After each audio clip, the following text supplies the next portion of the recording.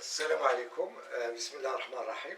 Donc la leçon numéro 3 de physique, programme du premier bac international, option française, sciences maths et sciences expérimentales. Travail et énergie cinétique, suite.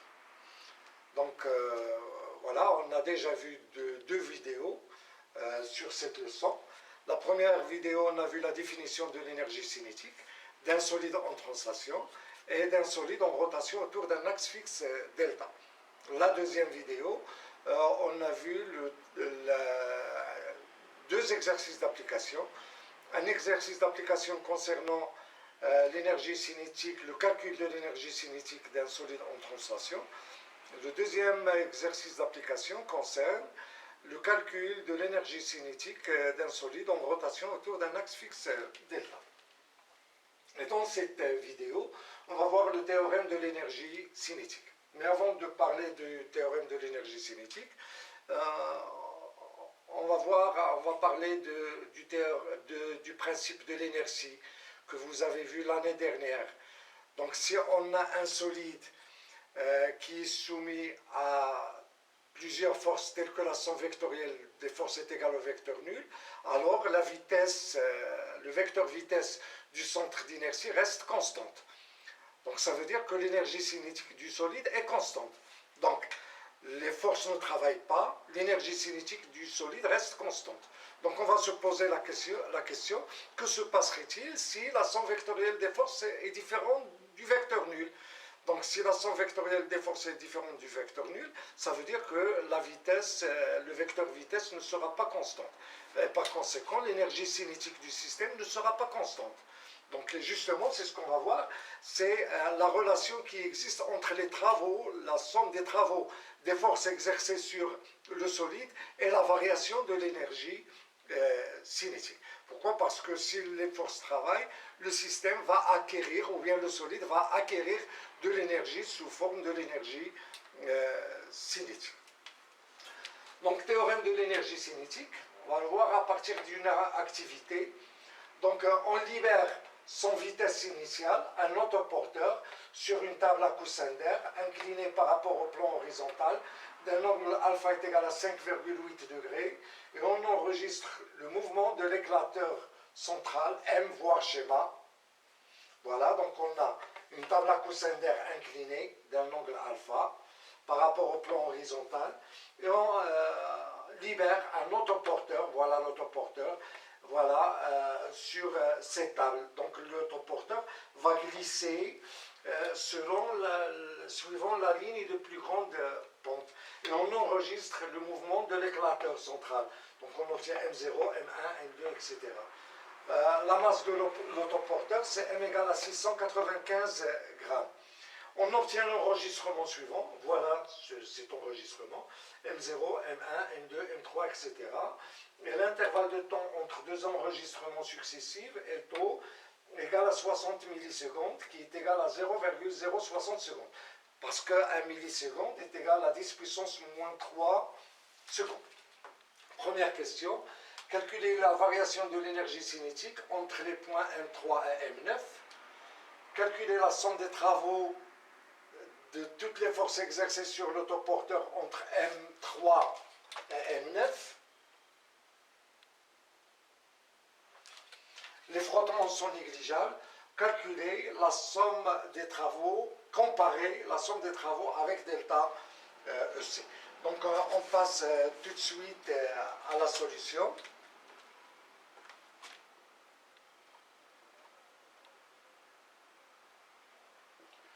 Donc on vous demande de calculer la variation de l'énergie cinétique entre M3 et M9. Donc la variation de l'énergie cinétique, on va la noter delta EC, qui est égale à EC9 moins EC3.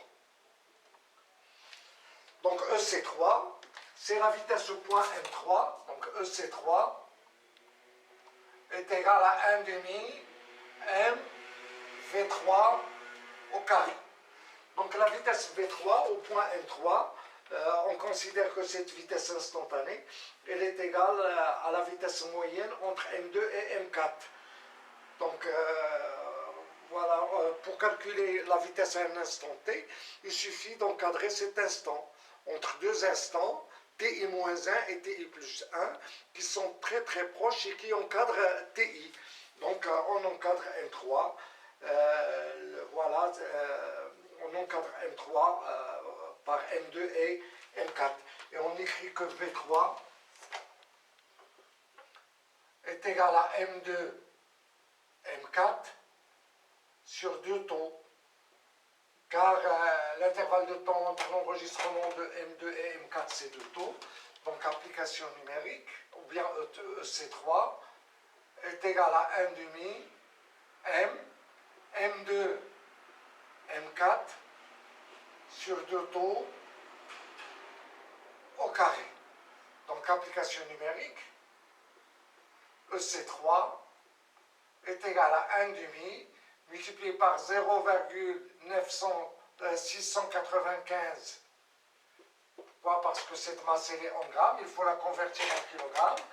M2, M4, donc si on mesure M2, M4, ça c'est l'échelle réelle. Donc M2, M4, on trouve 4,4 cm.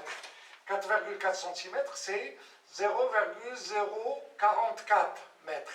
Et sur le taux c'est 0,06, donc c'est 0,12, le taux au carré, et on trouve que EC3 est égal à 0,0476, 67 plutôt, joules.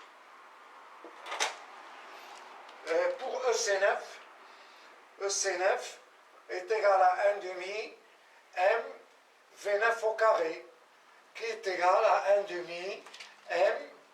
On cadre M9, donc ça nous donne M8, M10 sur 2 taux au carré. Donc EC9 est égal à 1 demi fois 0,695 multiplié par M8, M10. Si je mesure voilà M8, M10, je vais trouver 8,4 cm, donc c'est-à-dire 0,084 mètres. Sur 2 taux, c'est 0,12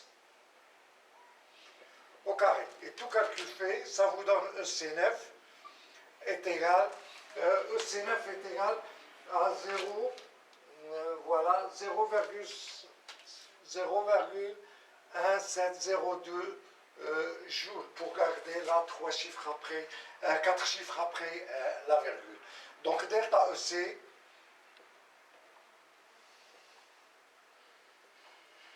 est égal à EC9 moins EC3. Donc on trouve delta EC est égal à 0,123 joules.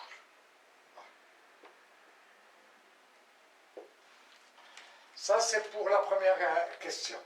La deuxième question, calculer la somme des travaux des forces exercées sur l'autoporteur. Donc les frottements sont négligeables. Donc pour calculer, voilà, c'est la deuxième question. Donc pour calculer la somme des travaux, tout d'abord il faut faire le bilan des forces. Donc le bilan des forces exercées sur l'autoporteur pendant son mouvement, donc il y a deux. Il y a le poids et la réaction de la table. On va les représenter. Donc voilà, on a le plan incliné, angle alpha.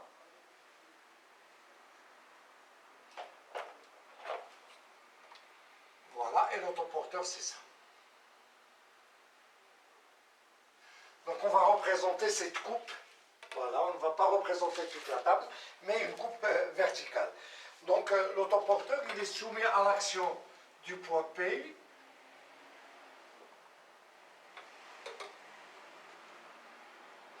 et de la réaction R qui est perpendiculaire au plan, puisque le mouvement, les frottements sont négligeables. Voilà, et on veut calculer les travaux entre M3 et, si vous voulez, M9. Voilà. Donc on va calculer tout d'abord le travail du poids P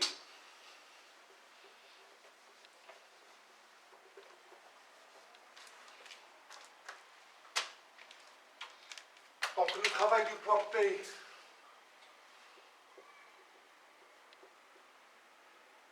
entre M3 et M9 est égal à MGH.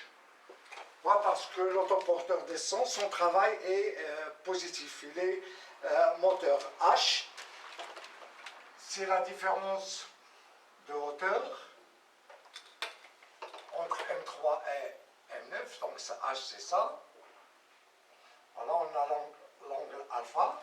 Donc H, on voit bien que H est égal à M3, M9 sinus alpha. Donc sinus alpha, c'est l'angle opposé sur le côté, sur l'hypoténuse. Donc voilà, ça c'est égal à MG, M3, M9 sinus alpha. Voilà, donc le travail du poids P entre M3 et M9 est égal à MG, voilà, donc application numérique, M c'est 0,695 fois G 9,8, M1, M3 on peut faire mesurer, non M3, M9 on la mesure par la règle M3, M9 on trouve 18 cm. Donc 18 cm c'est 0,18 mètres fois sinus 5,8 degrés. Et on trouve que le travail du poids P est égal à 0,124 joules entre M3 et M9. Voilà, 0,124 joules. Et pour l'énergie cinétique de R, donc l'énergie cinétique de R, ou bien le travail plutôt, excusez-moi, le travail de R entre M3 et M9 est égal à R scalaire M3 M9 et ça est égal à 0. Pourquoi? Parce que R est perpendiculaire à M3 M9.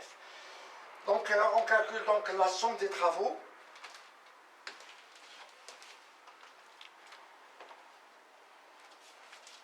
Donc la somme des travaux de toutes les forces entre M1, M3 et M9 qui est égal au travail du poids P entre M3 et M9 plus le travail de R entre M3 et M9 et ça, voilà, est égal à 0,124 plus 0, c'est 0,124 joules. Donc la troisième question, on vous demande de comparer la somme des travaux avec delta EC. Donc on a vu delta EC est égal à 0,123 joules. La somme des travaux de toutes les forces exercées sur l'autoporteur est égale à 0,124 joules. Donc par conséquent, on trouve, donc comparaison, donc on constate que la somme, donc voilà, la somme des travaux, voilà, de toutes les forces entre M1, M3 et M9 est égale à delta EC.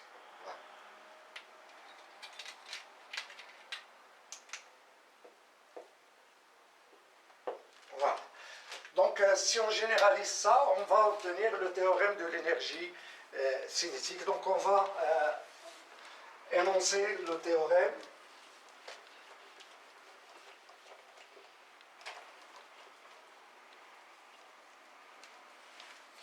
Donc énoncé du théorème.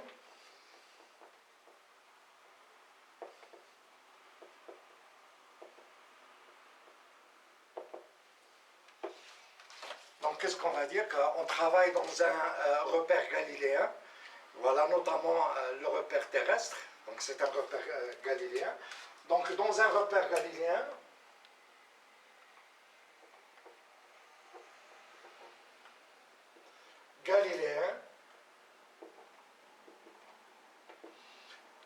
la variation variation de l'énergie cinétique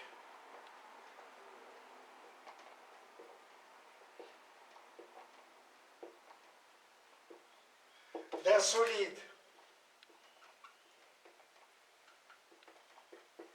en translation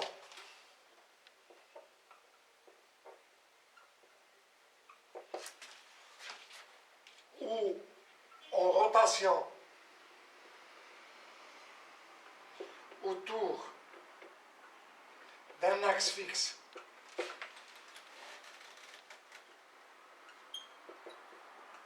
delta entre deux instants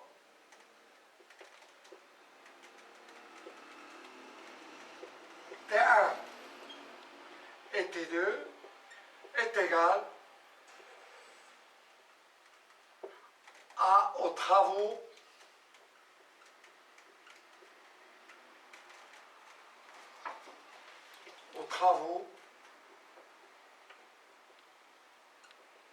de toutes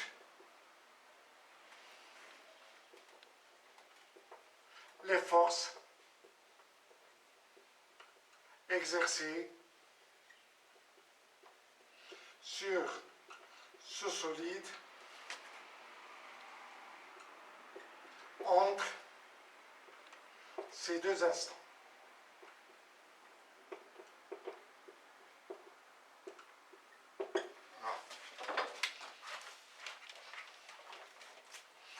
Donc c'est ça le théorème de l'énergie cinétique. Donc ça veut dire que delta EC entre deux instants T1 et T2 est égal à la somme des travaux des forces qui exercées entre de toutes les forces exercées sur le solide entre les instants T1 et T2. Voilà.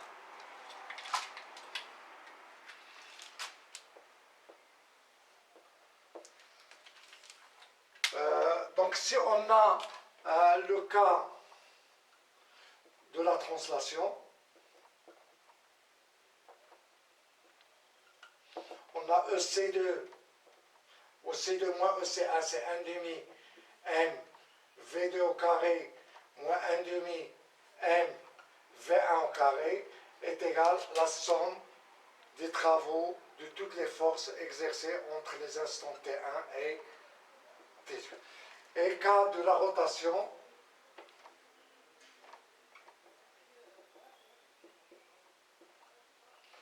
autour d'un axe fixe,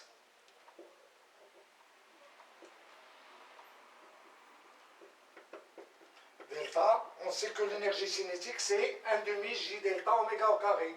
Donc 1 demi J delta oméga 2 au carré moins 1 demi J delta oméga 1 au carré